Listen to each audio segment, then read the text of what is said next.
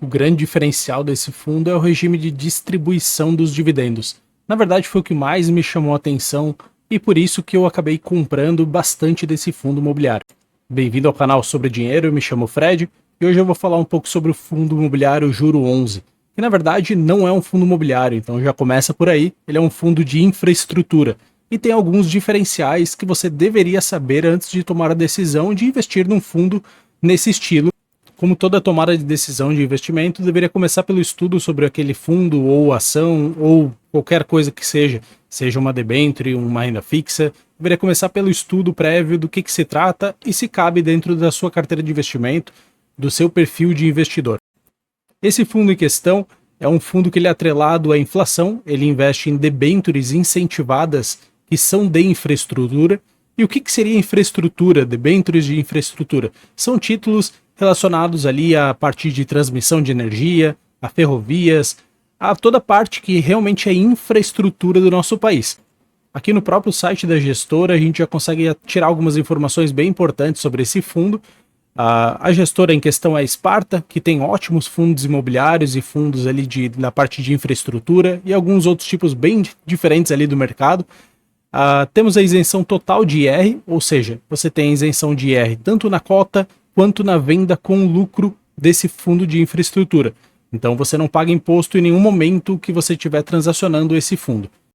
Temos a distribuição de proventos, que aqui no próprio site já fala perspectiva de distribuição mensal, ou seja, não quer dizer que vai pagar todos os meses. E um pouquinho mais para frente eu já vou entrar nesse detalhe explicando como que funciona a distribuição do Juro 11. É um pouco diferente do que a gente está acostumado no fundo imobiliário, onde ele distribui 95% de tudo que ele recebe. Aqui também no site da gestora a gente consegue acompanhar a cota de mercado, que hoje está sendo negociado a R$ 96,79. Eu tive a sorte ali de conseguir pegar por 88 esse fundo. O pessoal estava vendendo a qualquer custo, sem entender muito bem por que estava vendendo, na verdade, né? Porque é um fundo que ele tem cota patrimonial de 102 praticamente. A última distribuição foi quase 1%. E o pessoal está vendendo. A gente consegue observar que tem muita gente que entrou nesse fundo sem entender qual que é o propósito dele, sem entender como que é a distribuição e quais são os parâmetros que são usados para distribuir ou não dividendos no mês. Então isso acaba assustando ali, às vezes, o investidor iniciante que comprou acreditando que ia receber todos os meses, um mês eventual que não pague, que está dentro da regulamentação do fundo, o investidor já se assusta, vende ao mercado e como o fundo imobiliário, o fundo de infraestrutura tem pouca liquidez, acaba batendo bastante na cota. Isso é uma oportunidade muito grande para quem entende, quem faz um pouco de conta, acaba conseguindo comprar esse fundo muito num preço descontado e posteriormente vai receber ótimos dividendos por essa compra.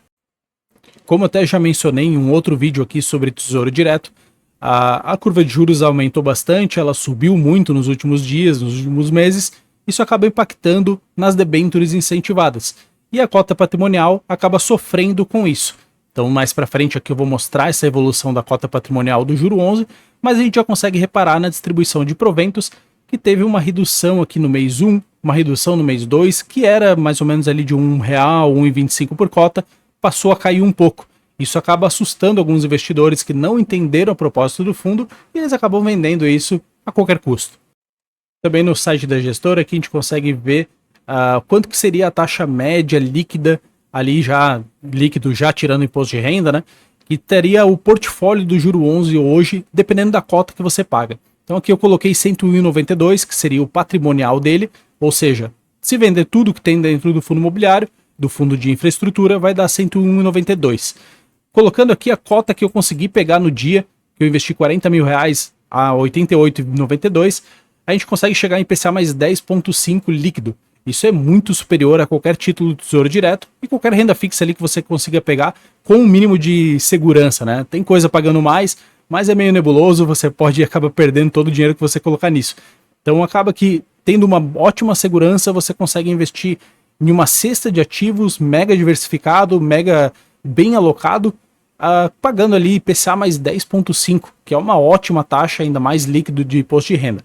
Aqui também a gente tem um relatório interativo, que seria basicamente a distribuição de todos os ativos que compõem o Juro 11 e nas proporções que eles têm dentro da carteira, e eles atualizam isso quase que sempre mensalmente ali, o que vai movimentando do fundo, o que vai saindo, o que vai entrando, porque esse fundo ele tem a gestão ativa. Então eles tentam ali tirar o melhor proveito, às vezes pegar uma debênture que está mais descontada no mercado, que está com uma taxa maior, posteriormente eles fazem a venda, isso gera lucro por cota, que posteriormente também é dividido e distribuído para os acionistas, para os cotistas do fundo, né? Então é uma gestora bem transparente, na minha opinião, isso deveria ser adotado pelo mercado como um todo, porque às vezes essa informação para o investidor mais leigo fica difícil de encontrar. E é uma informação muito preciosa porque você consegue ver se você está tomando risco de concentração, está tomando algum tipo de risco. Então vamos dar uma olhada nisso. Aqui no relatório a gente tem alguns indicadores que é legal observar. Começar pela rentabilidade acumulada do fundo, que ele vem batendo IMA B5 faz tempo, então é um ótimo benchmark para ser perseguido pelo um fundo de infraestrutura. Alguns fundos ali são atrelados a CDI, eu acho muito baixo para um fundo que aplica em debêntures incentivadas. O IMA B5 seria mais justo e realmente bater isso daí ao longo prazo é muito difícil para o investidor pessoa física, visto que é um índice que ele anda bastante, principalmente em momentos que a inflação é alta. A gente também observa aqui a distribuição de proventos, que em alguns momentos foi R$2, como vocês conseguem observar, 1,75, e nesse período que a gente passou agora, 23, foi muito baixo, né? E tem vezes que ele não distribui também, tá? O que acontece, né? O que a gente consegue tirar de insight disso aqui? Geralmente a pessoa física, o que ela faz? Quando distribui aqui R$2, 1,75, geralmente a pessoa entra em euforia, acha que vai distribuir aquilo para sempre, acha que é o melhor fundo imobiliário, fundo de infraestrutura do planeta e quer comprar mais nesse momento, ou se está de fora vai entrar nesse momento. São momentos que a cota vai estar mais elevada. Não quer dizer que você não possa comprar nesses momentos, se a tua estratégia é comprar todos os meses, comprar sempre, você vai fazer um médio gigante ao longo do tempo e não tem problema. Agora, você comprar olhando apenas dividend yield, que é a distribuição mensal, ou apenas, o juro 11 vai pagar R$2, eu vou comprar agora porque é o melhor fundo do planeta. Você vai acabar comprando sempre no topo, e quando ele não distribuir, quando a cota baixar ali para 0,5 a distribuição, baixar para 1, você vai entrar em desespero, vai acabar vendendo tudo e vai acabar sendo a pior cotação que o fundo vai estar nos últimos tempos. Então, acaba que olhar só dividend yield é o pior erro que a pessoa pode fazer em fundos imobiliários, em ações. Tem que ter uma estratégia, a pessoa não pode investir cegamente olhando a distribuição de proventos, senão você sempre vai comprar no topo e vender no fundo. Aqui também entrando na outra parte que eu acho muito interessante desse relatório, seria alocações. A gente consegue observar que o fundo ele é bem diversificado. Aqui dentro, se eu não me engano, tem mais de 125 debêntures incentivadas e de vários setores diferentes. Então a gente pode observar que nenhuma alocação deles passa de 4%. Às vezes pode chegar a 5%, se eu não me engano, mas é muito bem diversificado esse fundo. Então você não sofre muito ali um risco de concentração, que é uma coisa muito importante, tá? A gente visto outros cenários ali que já aconteceu no mercado de fundo imobiliário, de fundos incentivados, de fundos de participações. Tem alguns momentos que a gente olha fundos ali alocados 30%, 40% em um único título. O que pode acontecer? Aquele título vinha dar um default, ou seja, quebrar, e o investidor vai sofrer uma grande perca. Por mais que às vezes esses títulos sejam o que mais remunera, a gente viu isso também em HCTR, DEVA, esses fundos aí caíram muito, mas quando a gente vai ver o risco concentrado dele era de 40%, 30% no mesmo emissor, no mesmo título. Então isso acarreta que a pessoa comprou, deveria saber que estava tomando esse risco bizarramente alto para ter uma distribuição alta também. Então o fundo imobiliário aqui, o Juro 11, na minha opinião, ele é muito bem diversificado e ele consegue entregar uma rentabilidade ótima com essa diversificação. E a principal diferença aqui que me chamou muita atenção nesse fundo, que foi a minha tomada de decisão para comprar ele, seria a distribuição dos proventos. O fundo imobiliário Juro 11 ele segue o regime de competência. O que seria esse regime de competência, né?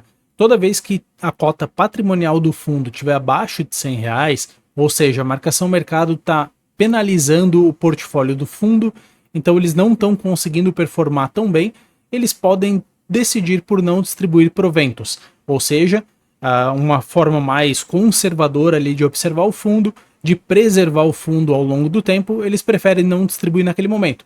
Então a gente observa aqui que em janeiro, março, a gente teve distribuição muito pequena ou zero. Então a gente pode observar que a cota patrimonial naquele período deveria estar abaixo de 100. Como em fevereiro estava 99, logo em seguida em março estava também 100 com 10, pouca diferença ali para o 100, eles fazem a preferência por não distribuição desses proventos. Isso é muito bom porque, como eu falei, ele acaba preservando o fundo ao longo do tempo. Então você não faz uma distribuição sem poder fazer naquele momento. Uma boa analogia seria você ganha um salário de 5 mil reais, você tem gastos no mês de 5 mil, e mesmo assim você quer gastar mais R$ 1.000 ali para fazer uma compra que você está querendo. Isso é totalmente contraintuitivo e vai ser muito prejudicial para suas finanças. Isso acaba acontecendo nesse tipo de fundo imobiliário, nesse tipo de fundo de infraestrutura. Isso poderia ser implementado para os outros fundos que tem no mercado, porque eu acho um jeito mais conservador de você preservar o fundo, visto que fundo imobiliário ele não pode ali fazer aquela alavancagem patrimonial, ele não pode pegar dívida, então acaba que eles têm um jogo de cintura muito baixo ali, muito pequeno, para surfar momentos que o mercado está estressado. Para quem ficou com alguma dúvida, pode deixar aí nos comentários. Também, se puder seguir o canal e deixar uma curtida pelo conteúdo que foi informado aqui, agradeço bastante. O RI aqui da Sparta é bem solícito, tá? Sempre que a gente tem alguma dúvida, eles respondem bem rápido. E, na minha opinião, são um dos melhores fundos aí que a gente tem, tanto de infra quanto fundo imobiliário, que a gente tem aqui no mercado, que consegue ser comprado aí pelo home broker. Então, é uma grande vantagem estar em bolsa, tá? Esses fundos acarreta que a gente não tem aquele negócio do gestor ter que vender os ativos no pior momento porque tomou resgate. Eu acho que é bem interessante esse tipo de fundo estar entrando na bolsa, gera uma grande oportunidade ali para quem quer fazer alocação. Também o RI da empresa, a Glenda Ferreira, sempre postando aqui no Twitter sobre o fundo e sobre outras coisas de mercado ali, bem interessante os posts dela, vale a pena acompanhar também. E também vou deixar aqui na tela, em algum lugar aqui, sobre os fundos, minha visão estratégica ali nesses momentos que a gente vê a cota mais caindo que subindo, o que deveria ser feito, como que você deveria pensar a respeito disso, tá? Eu fico por aqui, um abraço e até o próximo vídeo.